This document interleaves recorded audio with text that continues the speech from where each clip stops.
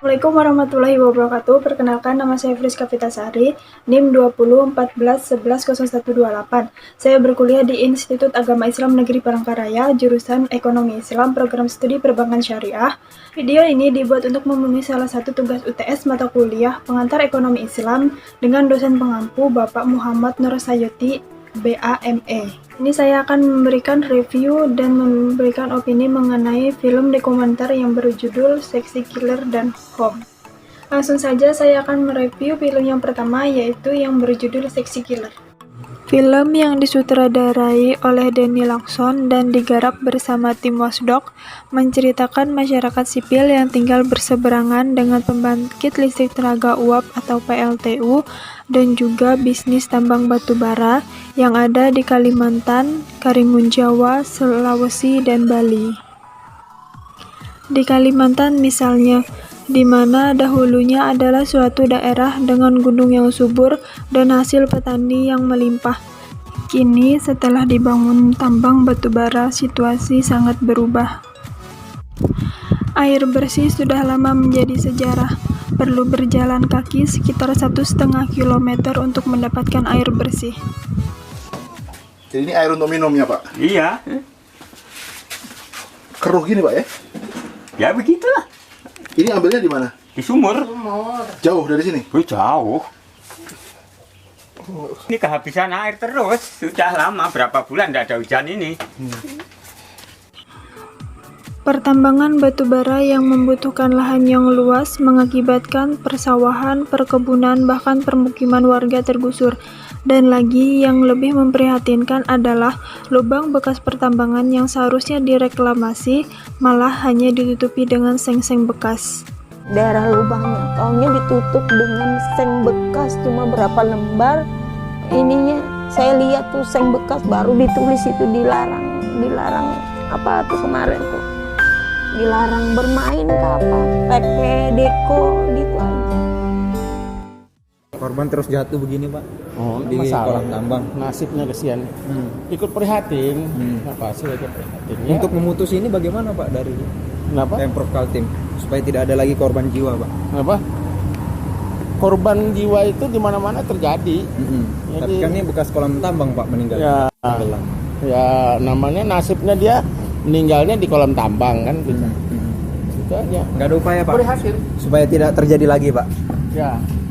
Masih upaya kan. Itu kan pertanggungjawabannya dunia akhirat.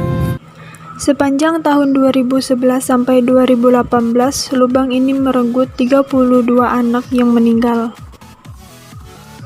Setelah Kalimantan, kita beralih ke Karimun Jawa. Terdapat PLTU terbesar, yaitu PLTU Batang yang dibangun di atas tanah yang masih bersengketa.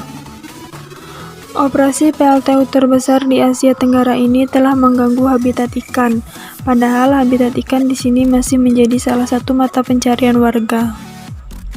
Di Bali, PLTU menjadi masalah bagi petani kelapa. Sebelum ada PLTU, tanah atau kebunnya subur dan banyak menghasilkan buah kelapa. Tetapi setelah ada PLTU, panen kelapanya menjadi menurun. Apa hubungannya PLTU dengan kualitas kelapa Bapak sekarang? Kalau hubungan PLTU dengan kualitas kelapa sekarang kan sudah menurun buahnya. Dari segi jumlah ini sudah menurun. Karena setelah operasinya PLTU ini, termasuk juga kecil buahnya sekarang. Sedangkan di Pulau Sulawesi Tengah yang menjadi masalah adalah debu PLTU.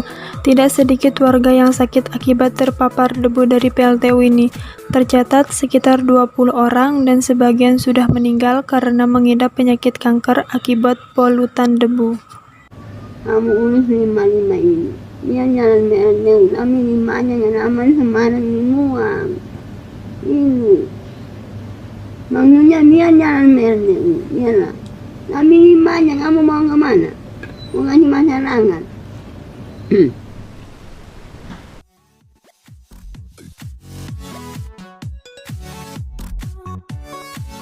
Setelah menonton film ini dapat saya simpulkan bahwa memang pemerintah sedang mengupayakan pembangunan listrik yang merata, tetapi kurangnya kepedulian pemerintah terhadap masyarakatlah yang menjadi penyebabnya. Juga karena janji pemerintah yang tak kunjung ditepati yang membuat masyarakat marah.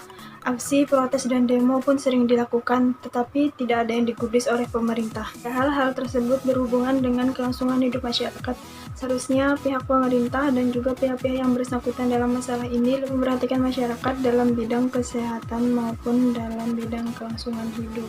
Ya, review dan opini saya mengenai film dokumenter yang pertama yaitu Seksi Killer, dan saya akan melanjutkan review film yang kedua yaitu Home.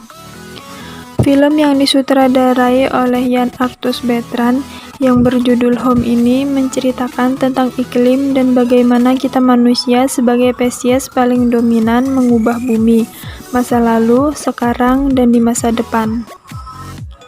Film ini diawali dengan menampilkan landscape gunung-gunung vulkanis dan menjelaskan bahwa asal mula kehidupan berasal dari organisme bersel satu.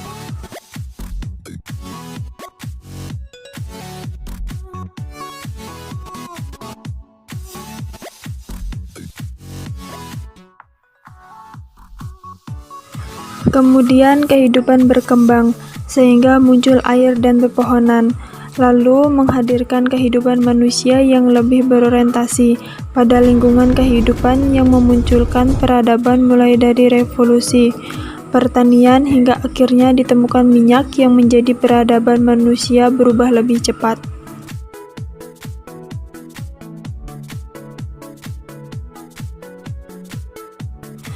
Adanya industri, kota, gedung-gedung yang menyebabkan kesenjangan yang belum pernah terjadi seperti kelaparan, kekurangan air bersih, dan lebih parahnya adalah krisis energi.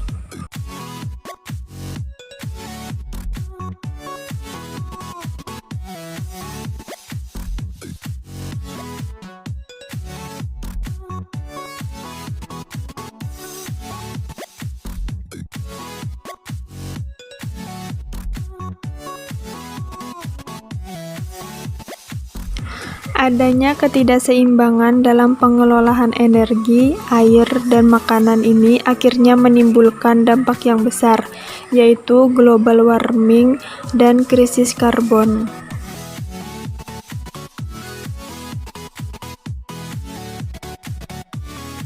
Kota-kota megah seperti New York, Mumbai, India, Tokyo, Dubai mendapat sorotan dalam film ini, dan juga melelehnya gunung es atau glasier menaikkan tinggi permukaan laut, mengubah pula cuaca yang makin sulit diprediksi.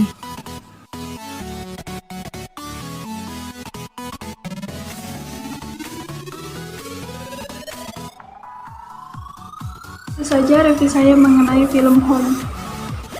Nah, setelah mereview kedua video tersebut, dapat diketahui bahwa pembahasan video ini tentang lingkungan dan ekonomi yang sama-sama menjadi dampak dari sebuah perusahaan. Kaitannya dengan teori ekonomi syariah adalah bahwa kita ketahui alam dan ekonomi adalah sebagai modal bagi kelangsungan hidup manusia. Namun, dalam pengelolaan alam, kita harus bisa menjaga, mengetahui manfaat, dan bertanggung jawab untuk tetap menjaga lingkungan hidup. Oleh karena itu, kita harus menerapkan tujuan dari ekonomi syariah agar menciptakan cara kerja mencapai dunia akhirat dan tata cara kerja yang baik dan terhormat. Sekian dari saya. Assalamualaikum warahmatullahi wabarakatuh.